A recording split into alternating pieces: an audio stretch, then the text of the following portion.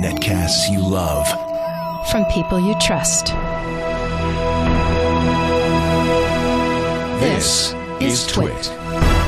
Bandwidth for TWiT specials is provided by Cachefly at CACHEFLY.com.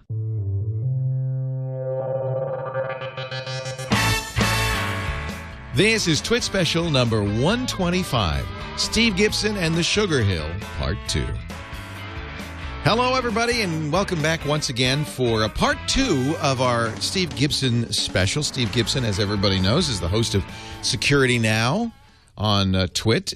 He is the author of Spin Right. He's a computer scientist, but as a scientist, he's also very interested in a lot of things and takes his scientific point of view and applies it in, I think, a very useful and interesting way to many subjects. In this case, diet and health, and particularly how nutrition relates to health. If you're listening for the first time, I would invite you to listen to Part 1 of our Sugar Hill. It's TWiT special number 124. You'll find it at twit.tv/specials. And then come back and listen to Part 2, because this is going to be the kind of more practical point. Welcome, Steve. Good to see you. Hey, Leo. Great to be back with you for our second installment of this little adventure.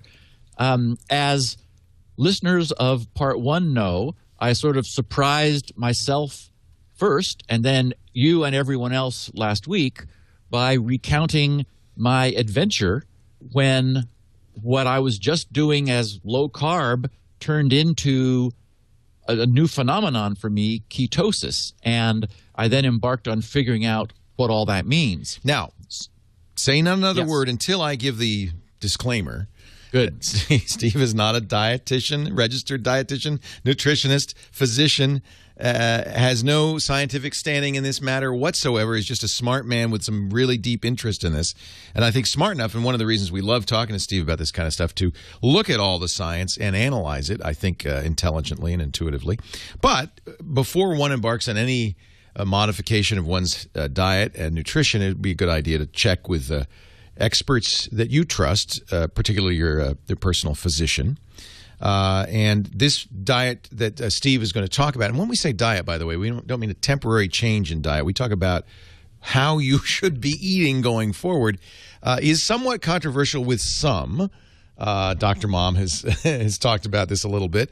And certainly there's no doubt that if you have any health issues, particularly if you have trouble, liver troubles, kidney troubles, heart issues, that you should absolutely not consider doing this until you ask your doctor, because it could be dangerous for somebody with kidney problems, for instance. Well, and for example, one of the things that this sort of diet has been shown to do is to increase a person's response to insulin, which is to say decrease their insulin resistance. So for somebody who's under doctor-prescribed medication to regulate their blood sugar, then a change like this would have an impact there. So it's, I would say the right approach is to listen to this stuff.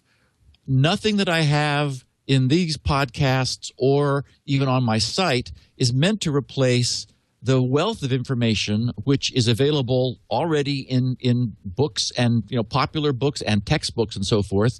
At grc.com/health, I now have a health resources page with a number of books that you and I have both read, Leo. And so I would encourage someone to educate themselves further, then talk to their doctor and say, hey, I want to experiment with a low-carb change to my eating. Now, your doctor may think you're crazy, and if he talks you out of it, then that might be good for you.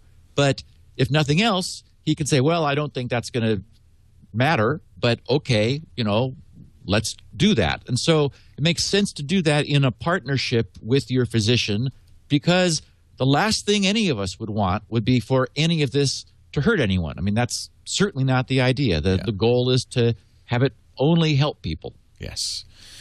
So just to kind of get us back to where we were last time, you were talking about your discovery of ketosis, that you were in ketosis because your pee smelled funny and your breath smelled kind of fruity. And my skin was, and then I was able to detect it with the Bayer keto sticks, which were created more as a means for diabetics to check to see whether they may be in ketosis, which can be very dangerous for diabetics. Again, another reason why anything you do like this, you definitely want to do it with a doctor. And the probably the most often asked question that came through Twitter, and also I have a feedback page now in that health region of GRC, a lot of really great feedback from people, but everyone wanted to know, well, okay, Steve, what is your diet like? What do what you are eat? you eating? And you know, one of the things that's interesting about paleo and all of these kind of, and I think this is kind of a common, you're seeing a lot of this. There's Atkins, there's no carb, there's paleo. One of the common threads is that the processed foods that we see so much in the grocery store now, that we eat so much of, are causing this, what is clearly an obesity epidemic in the United States. There's an epidemic of type 2 diabetes. There's an obesity epidemic that is dramatic over the last 10 to 15 years. And there seems to be some consensus, at least among most people, that it has something to do with the processed foods we eat. And so that's one of the things that's stimulating this interest in, well, what did we eat before there was agriculture? What's the natural human diet? Right. And one of the terms that unfortunately is not well defined is paleo, because paleo is the buzzword now, paleo diet, paleo eating, blah, blah, blah. And exactly as you said, the one concern is processed foods. To me, the way I got into this was by saying, okay, agriculture is a recent creation. It's a fantastic invention because it literally now feeds the world. It's a process by which we're able to create extremely high calorie crop yields in a controlled and relatively small space in terms of the amount of calories that we're growing out of the ground, and that pure calorie potency of things like wheat and rice and corn and other grains and starches allow a much greater density of calories per square foot of crop space than we ever had pre-agriculture. Well, and there's also the issue, as Dr. Rosedale points out, that it turns out these processed foods and these carb-loaded foods are easier to store. It's a lot harder to store fresh fruits, vegetables, fish, and meats, and a lot more expensive to transport than it is something heavily processed, put in a box, loaded with carbs. Yeah, it's a very good point. There's also, we do live in a free enterprise, capitalistic, at least in the United States, environment where high profit creates high incentive, and the center region of supermarkets, as opposed to the periphery of the supermarkets where you generally have fresh food and produce and things, the center are aisles of this essentially calories, which can be shipped in bulk, have long shelf lives, don't have to be turned over, don't have to be sprayed with water. It's very convenient, and so there's a whole economy that has risen up around this notion of what we can do with corn flakes and cookies and crackers and cereals. From a standpoint of providing energy, this whole system is incredibly cost effective, and arguably it costs less to purchase those kinds of calories, actually much less per calorie than to buy produce, which has all the overhead of needing to be fresh. We're worried about how it was sprayed. Is it organic? Is it fresh? And so forth. So there's that too. So for me, I was looking at, okay, what happened before agriculture? Because in terms of man's total history on the planet and the evolution that we know from looking back at Paleolithic records had been going on for millions of years, this creation of very calorie-dense food is very recent. And one way to think about that is that carbohydrate can come in two different major forms. It can be starch or it can be cellulose, just based on the way the glucose molecules are linked together. But fundamentally, all carbohydrate of either of those types is glucose, and we only have digestive enzymes that allow us to digest the starch form of these long chains of glucose. We're unable to digest the cellulose, and so that's what we call fiber. That's the part that just passes through us unchanged. But, for example, termites do have enzymes for digesting cellulose. That's what wood is. And so, as we know, termites eat wood. And there are other animals that are able to digest plant matter, which we don't. They actually get caloric energy from it. For us, it just creates, as we know, bulk in the form of fiber and moves through us without giving us calories. So one way to think about this, sort of an inversion which has happened, is the pre-agricultural plants that were available had a high cellulose content and a low starch content. And because of the fact that we're only able to digest the starch content, they had a low caloric content. But what we did with agriculture was we flipped that over so that we're now creating, because we want calories. The goal is to create lots of calories so we can feed lots of people. So we flipped this over and we learned how to create high-yield crops which are low in cellulose and high in starch.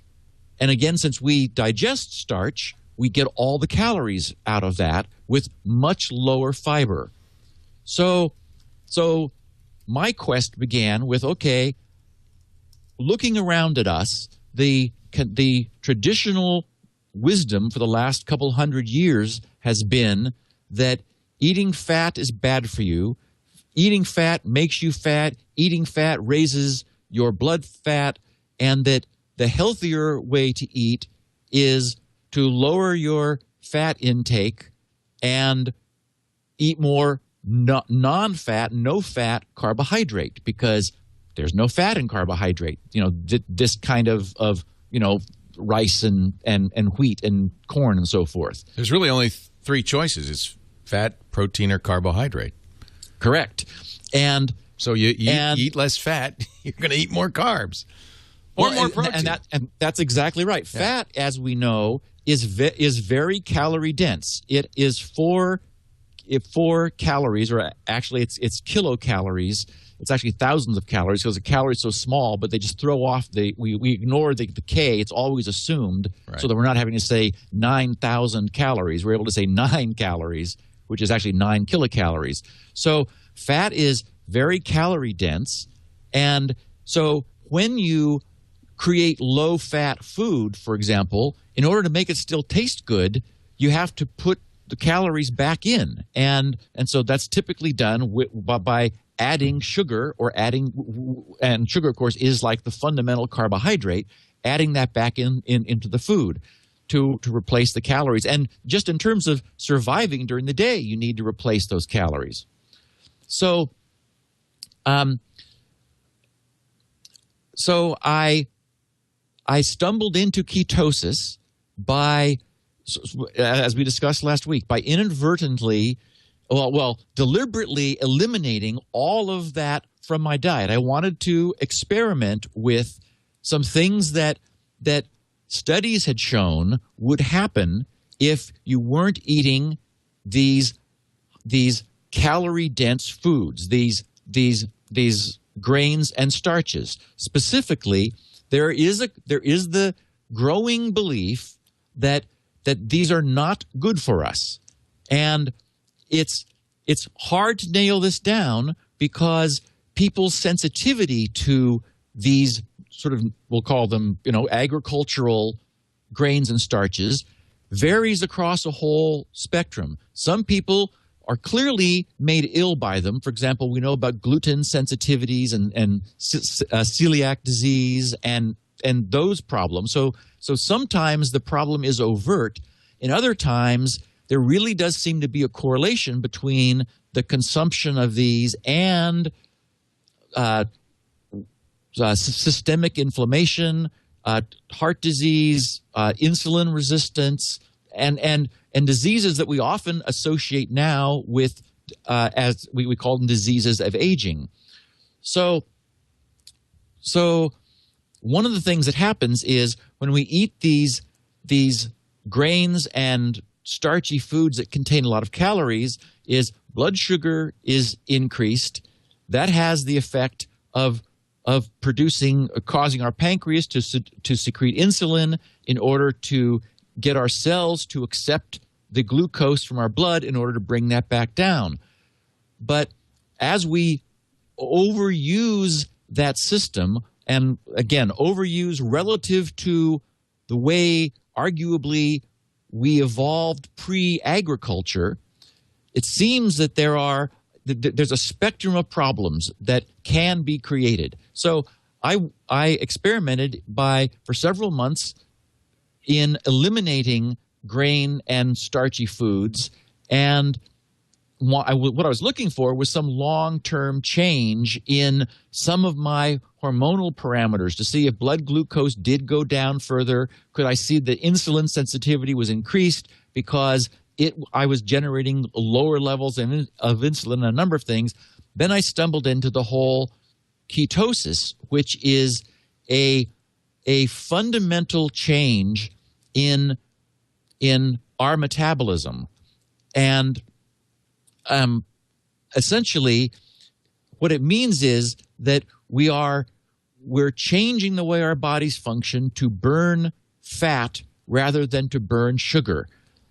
Our bodies want to preserve fat, and so they won't let go of it very easily. If we keep providing carbohydrate to our bodies, and I don't mean, for example, salad and salad vegetables carbohydrate, but these high-calorie dense carbohydrates, wheat, corn, rice, and, for example, potato starches, then our body will not switch over into fat-burning mode. It continues to wait until it gets another hit of sugar, and it takes a number of days of denying it of any of this sugar for it to begin to make this kind of transition over into that mode. So the idea is what ended up happening was I wanted to experiment then with ketosis. What is this about? What does it mean? How does it work? And what you and I discovered, Leo, is that we have pretty similar diets. You're eating more berries and fruit than I am, but our diets have ended up sort of converging towards the same sort of set of foods. Well, I think you and I both started at a somewhat similar point with the Gary Taubes book, Why We Get Fat, and then his predecessor, the more detailed Good Calories, Bad Calories, with the idea that of eliminating carbs, yes, and eliminating processed foods, yes, but where there is some dispute is how much meat you should eat or how much protein you should eat. And I tried it, and yes, you can lose weight, but I felt very uncomfortable eating so much meat. And as it turns out, as we've refined this, it may not be as much fun as having bacon and steak all the time, but it may be a little bit more healthy to cut back a little bit on the amount of protein in our diet. Okay, well, so from a chemical standpoint, here's how that works. The protein that we eat it's built up from amino acids, and our body needs there are a bunch of amino acids that are essential. So we have to have a source of those somehow. Animal products naturally contain a wide range, a full range of amino acids. So one way to get them is through that. I know that vegetarians who resist any consumption of animal protein, they work to to eat a range of foods that gives them the complete spectrum of amino acids that they need, but that certainly can be done too. The problem is that our body only requires a fixed amount of protein on average per day, and it's something like 0.6 grams per pound of body weight, which is, I think it's about 1.5 grams per kilogram of body weight.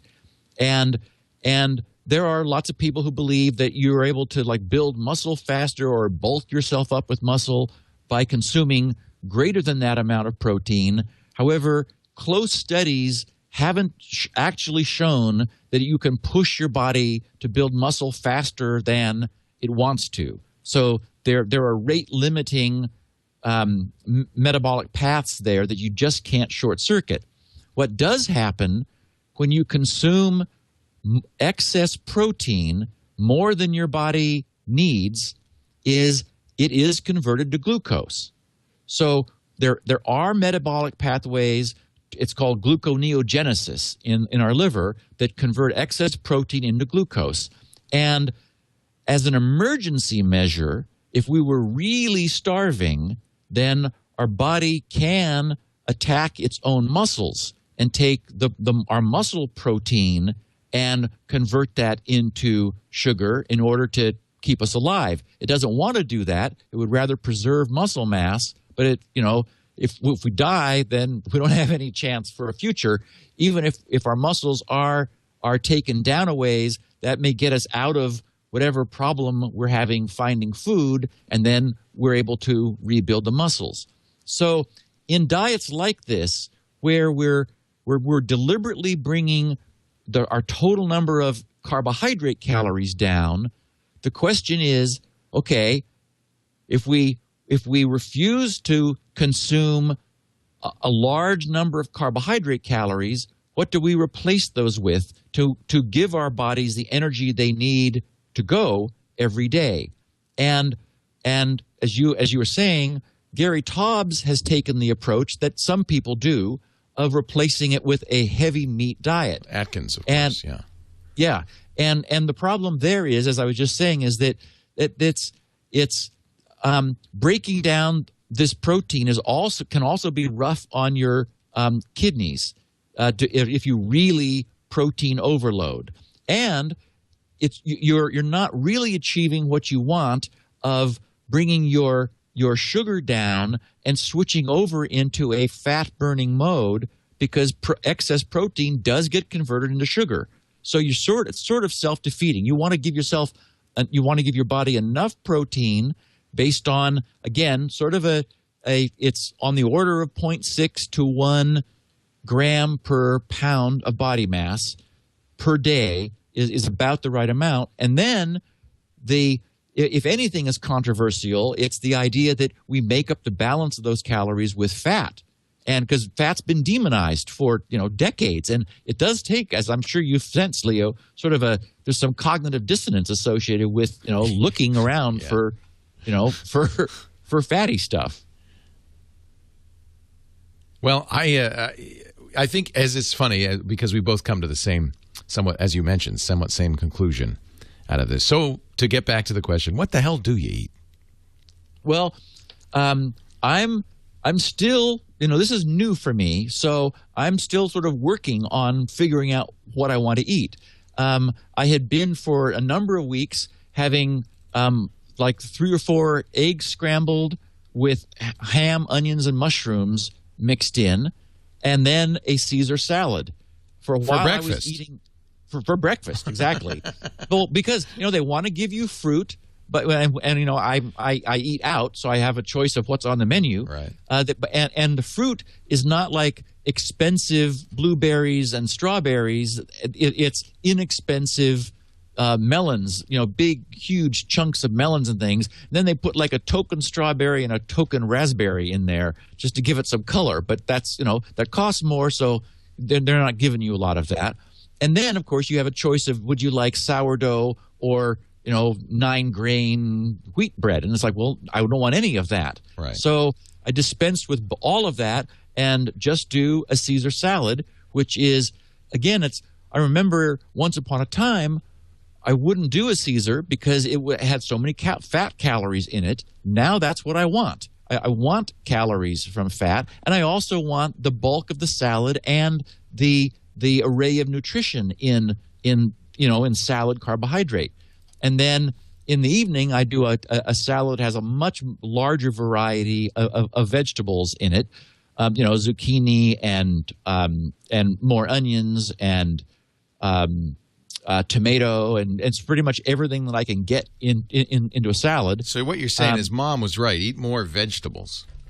Yeah, well, it's interesting too, because one of the things you can do to enhance this, the whole ketogenic idea, is to take a walk after a meal, because if some carbohydrates sneak in to your meal, then you'd like to burn those off so that those are used up quickly. And so this whole notion of going for a walk after dinner, again, it's sort of folk wisdom, which ends up actually being healthy for you. It does, by using your leg muscles, large muscles in your body, you're able to put a caloric drain on, and your body will always burn any glucose, any carbohydrate that it has received preferentially. So that sort of gets it out of the way. And in fact, I think it might have been Rosedale who did say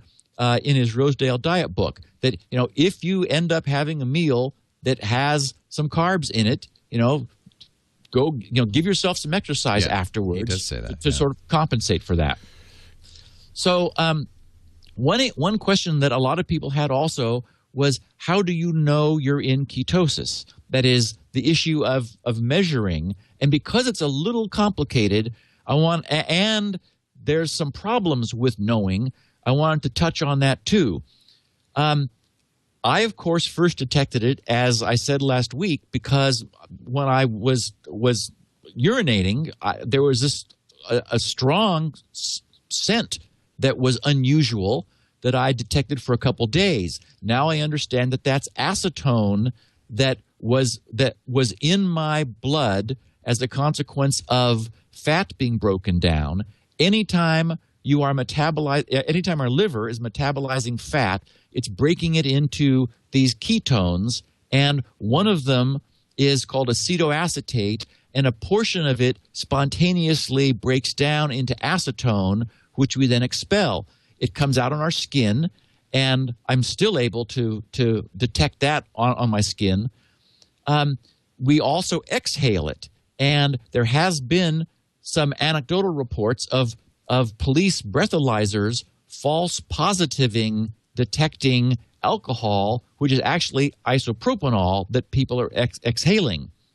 And then one trick that I learned about when I was researching this shortly after it began was that Bayer makes a product called Keto Sticks, Ketostix, which allows you, it's a little sort of a dipstick that has a chemical on the end that is sensitive to one of the two ketones which survives in bulk in our blood and which then is also present in our urine.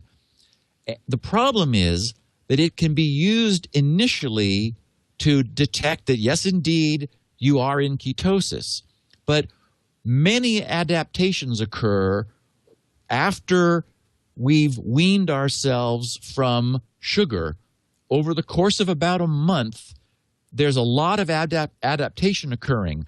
Our muscles are initially burning both types of ketones that our liver is producing from fat, both the acetoacetate and the second one is beta-hydroxybutyrate.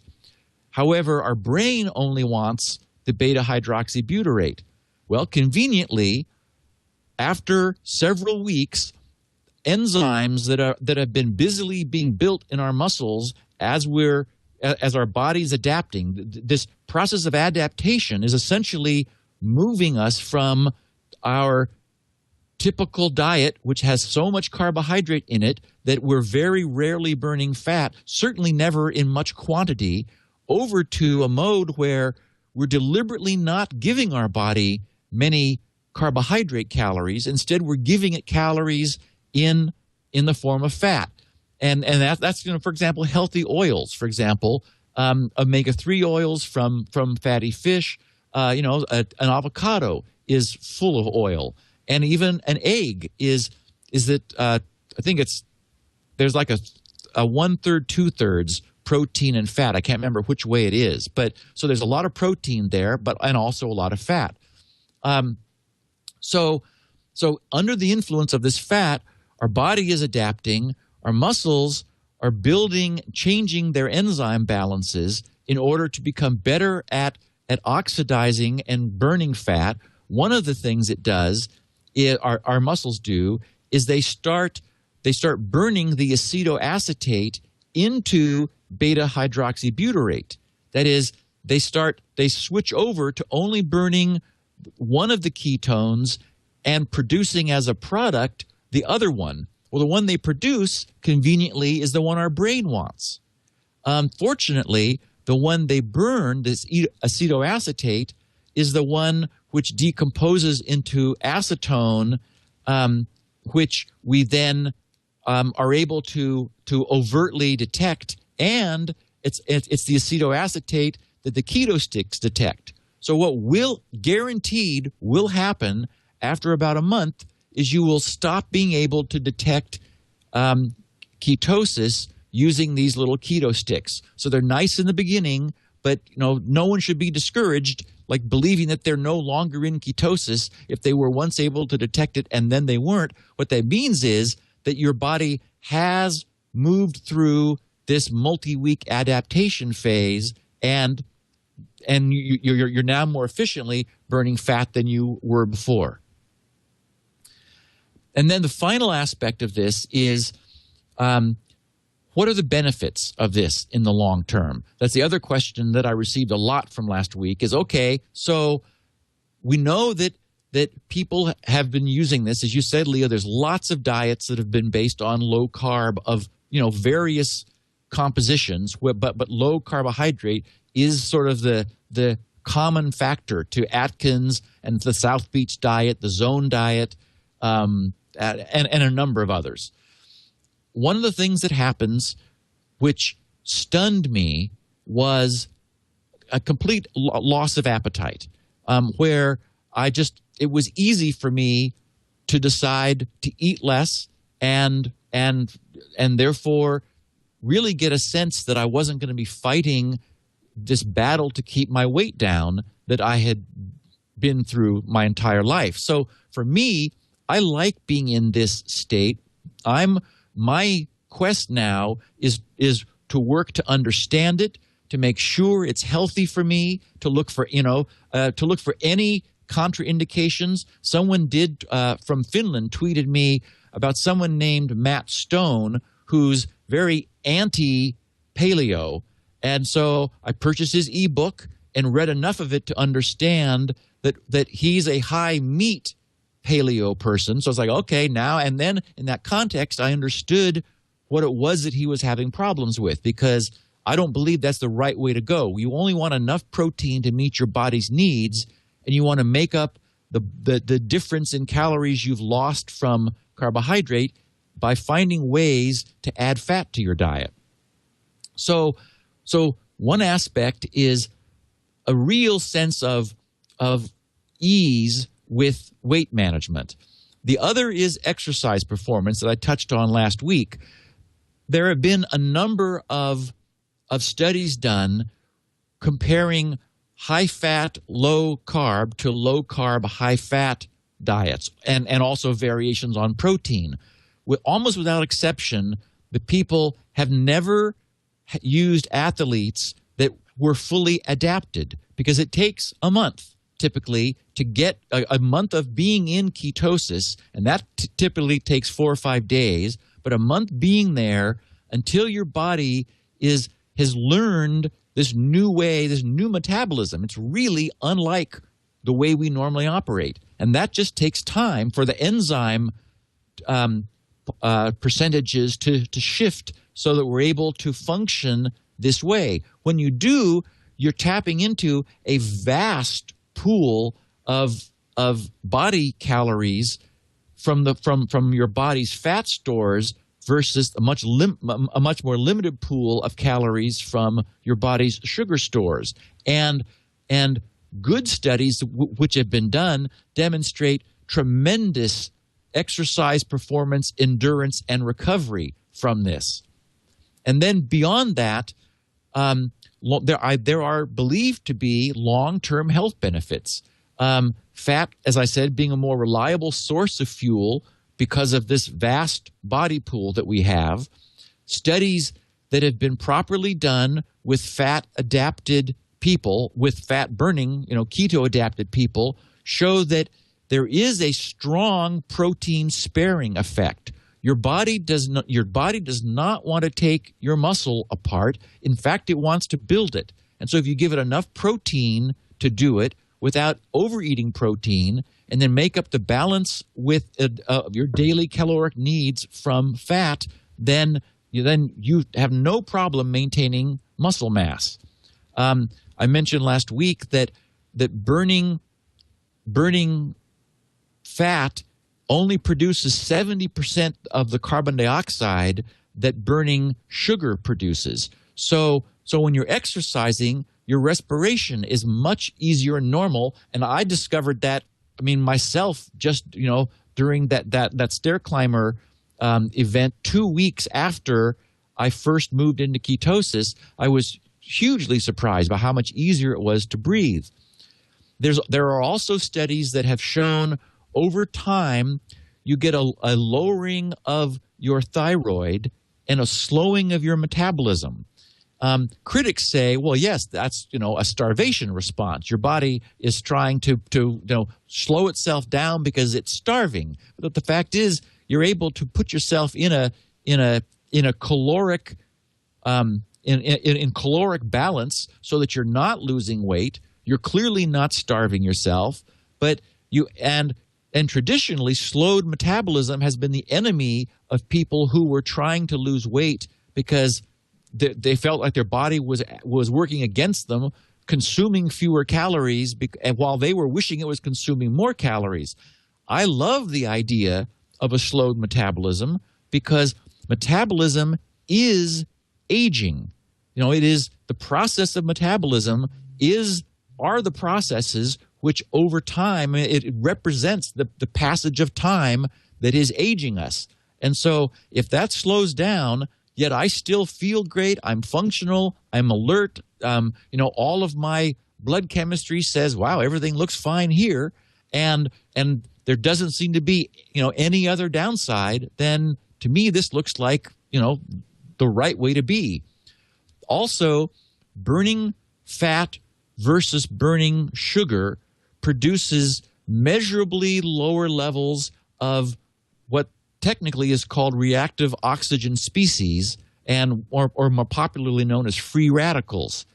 There have been studies that have shown that there seem to be more highly unsaturated fatty acids, which are part of the essential fatty acids that we need for health, seem to be more of them in keto-adapted athletes than in regular carbohydrate burning athletes. Yet when the scientists looked to see if there were more being produced, because they knew they were able to make sure that they were on the same diet, it turns out that there were not more being produced, but it was that keto-adapted athletes were destroying them at a lower rate.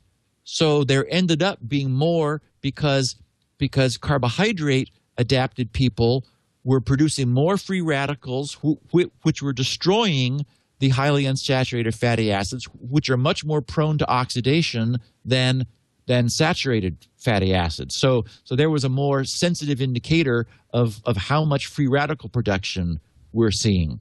And again, I mentioned that we do see over and over and over insulin resistance is improved, which is to say reduced, and blood pressure also normalizes.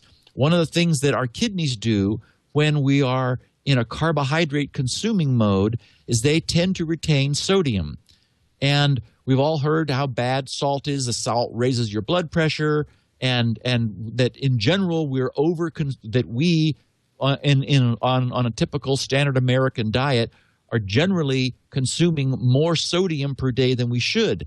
One of the things that happens to people who switch into ketosis, there's something known as, it's often called the Atkins Flu.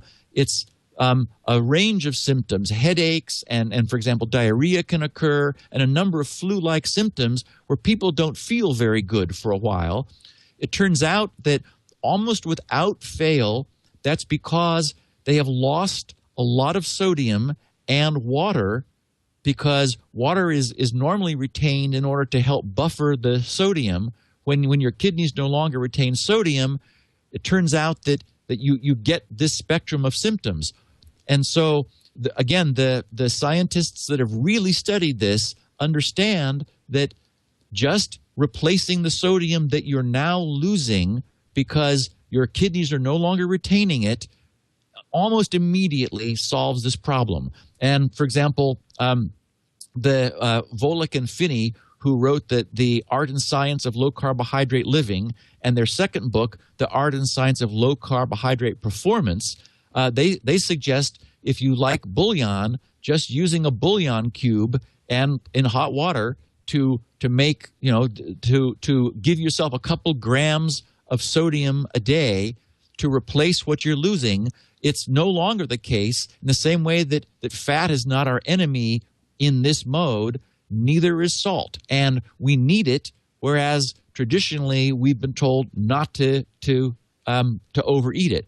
But again, this is the kind of thing where, I'm not a doctor. I'm repeating everything I've heard from research. So these are the kind of things you absolutely want to double check with, somebody who's got a degree in medicine, which is not me. And I would encourage you to do a lot of your own research as well. And I guess the last issue is this natural? This is a different way of functioning. I've come to appreciate that this is radically different. This is when this ketosis happened to me.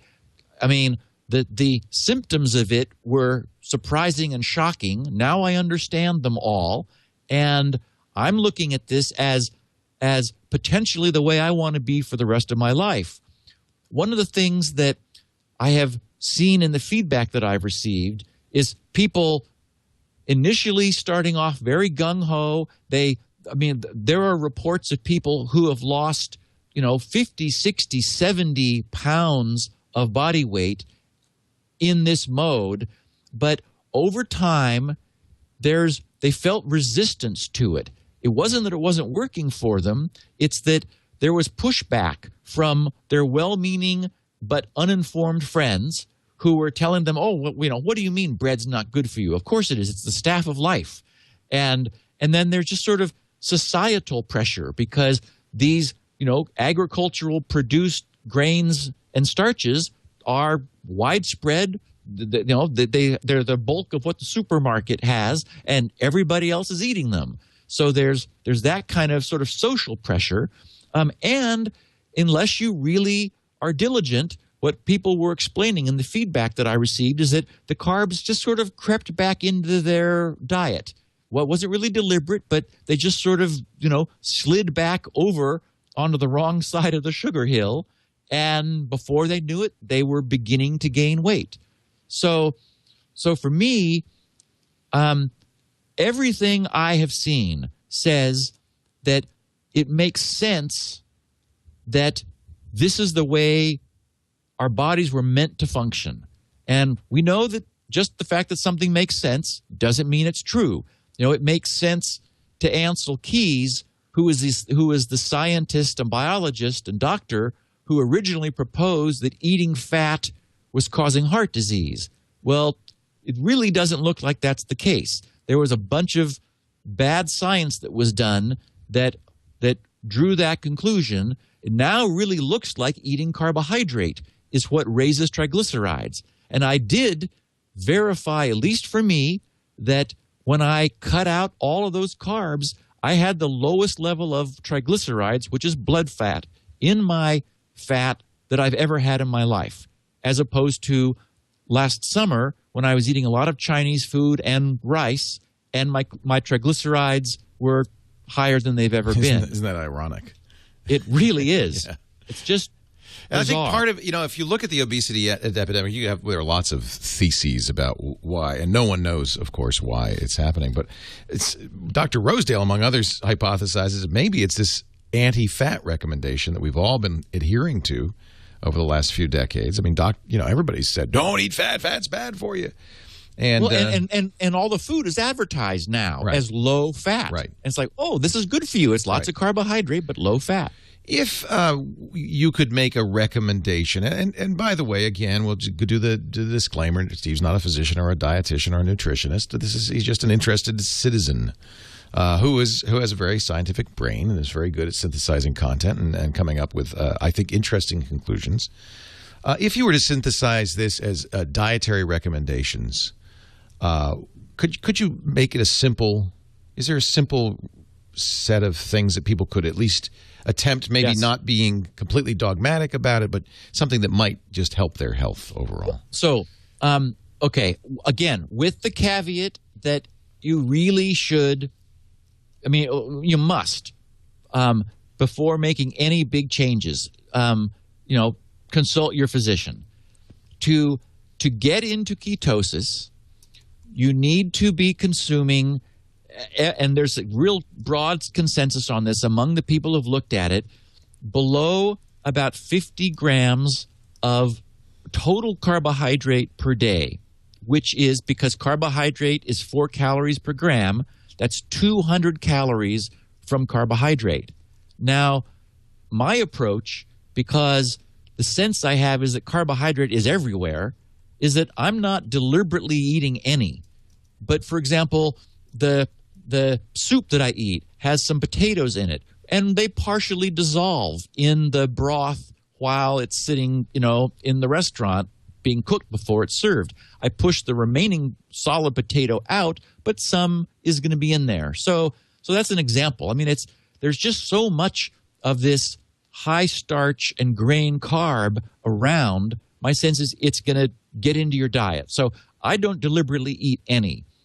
You then need to eat about, as I mentioned, on the order of between maybe 0.6 to 1 gram of protein per pound. So you know how much you weigh, multiply that maybe by 0.75, sort of find something there in the middle. And then look at that in terms of, how much protein is in eggs, and how many eggs does that mean? How much protein is in various types of meat or fish? And so, the idea is maybe, a little bit of protein, like sort of the size of your fist, is sort of a way to think of it as probably what's right. And then, depending upon your goal, whether you wanting to lose weight or you're wanting to maintain your weight, you make up the balance of calories from fat. And that can be, avocado, if you enjoy avocado, and healthy oils that you're able to use. And butter is, no longer the enemy, really, that it is long believed to be. It takes some cognitive, sort of retraining to think that way. And then really do keep an eye on sodium, because switching into this low-carb mode changes your salt requirements. I tried it. I started trying it on Friday. We're recording this on Sunday. So I've been experimenting with the bouillon for a couple days, and it really has helped me. Oddly, I've had a problem with tinnitus for many years. And I think maybe I've always been a little dehydrated, because all I drink is coffee and Cabernet, both which tend to dehydrate us. And maybe I've never had the hydration that I should. I started drinking water with bouillon, and the ringing in my ears is gone. At this point, it hasn't been gone that long, because I haven't been doing it for that long. But I've never been able to figure out what the correlation was as it came and went.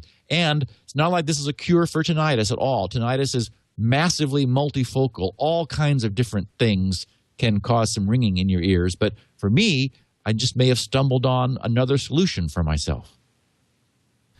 Wow, because I have tinnitus. I'd love to get rid of it. I know it's annoying, and I it came and go. It comes and goes, and it may just be hydration. It may be the thing that I never considered. So by all means, if you're doing this, some bouillon is a good thing. But again, you don't want to be consuming too much salt unless you are in this mode where you need to be able to replace the sodium that your kidneys are no longer losing. So my belief is, from everything I know at this point, this is the right way to be. There are pages at GRC that I will continue to work on, grc.com/health. And I would imagine you and I, Leo, will talk about this again at some point in the future. Maybe 6 months from now, we'll come back to it and sort of see where we both are. Fascinating stuff. Before we run, and we are going to go to TWiT in just a bit, these shows, both of them, are specials. This will be also on the TWiT specials feed, and you can watch the two together to get a complete story, although there's a lot more online on Steve's site, grc.com/health. Is the Rosedale Diet the book you would, if you were going to pick one book, recommend? Is there one book that you would suggest? Boy, anyone who's skeptical about, this issue of agriculture and maybe the way we were meant to eat, I think The Deadly Harvest is a great read. I like that book a lot too, yeah. Yeah, it's not fluffy. It's really full of really good information. But then anyone who wants an applied look, I think the Rosedale Diet book, Dr. Ron Rosedale, who's been helping people from a dietary, as in, weight control standpoint for several decades, I think that's best. But then the real science book is which I hope you'll go to next, Leo, because I really recommend it, is by Volek and Finney. These guys I mentioned last week they both, one of them is an MD from Stanford. Then he did his nutritional biology PhD at MIT, got his degree there at MIT, and then did postdoctoral work at Harvard. So, and then they both have PhDs. These guys have been studying this for several decades, and they're The Art and Science of Low Carbohydrate Living, and then their second book, The Art and Science of Low Carbohydrate Performance, because, of course, there is all this mythology about carb loading and protein loading and all that, none of which really stands up against close scrutiny. And I've got links to all those books and short little reviews and summaries of them off of the grc.com/health page. grc.com/health. Oh, and I ought to just really mention quickly that, because some people have talked about trying to get into this, you definitely do not feel 100% for a few weeks. It's because your body is efficient at burning sugar and inefficient at burning fat. And you're denying it the fuel that it wants to burn and knows how to burn on purpose, sort of forcing it to switch over. You're retraining. Yes, it's a retraining. And so there's like a valley. You're in the valley at not giving your body what it's used to getting, and it's not really able yet to metabolize what you are giving it. And and everyone talks about how you come out of this and you feel better than ever. Really good. And so I can attest to the fact that there is that period. For me, the bouillon really did help, and that's generally the consensus of the people that have studied this. But again, please don't hurt yourself. Absolutely, I would just be the worst ridiculous outcome. What's the point? So be careful, and even if your doctor doesn't agree with you, give him a chance to talk you out of it, or to say, okay, fine, we'll just keep an eye on you. And I did, and my doctor said, sounds good. Go ahead, go for it. Good. And I have metabolic syndrome. My blood pressure's been going up, my glucose level's been going up, I got big fat tummy around the middle, all the things that doctors hate. So I think he's happy to see me do anything. Well, and Leo, I think this is going to work for you if you can flip into this mode, and so we'll check back. Steve Gibson is at grc.com, grc.com/health. You can follow his tweets on the topic at SGVLC for Steve Gibson, very low carb. Thanks, Steve. Thanks, Leo. All right, we'll talk more. In fact, we'll be back Wednesday with Security Now. Hope you'll join us, 11 a.m. Pacific, 2 p.m. Eastern. TWiT, should say, is coming up next. John C. Dvorak is here and grumpy. You've made him grumpy. He said, what happened to Steve? What did you say? He became a crackpot.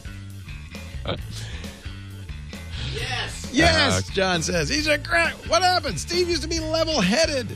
I think this is good stuff, actually. I love it. Thanks, Steve. Yep. Thanks, Leo. See ya. Bye.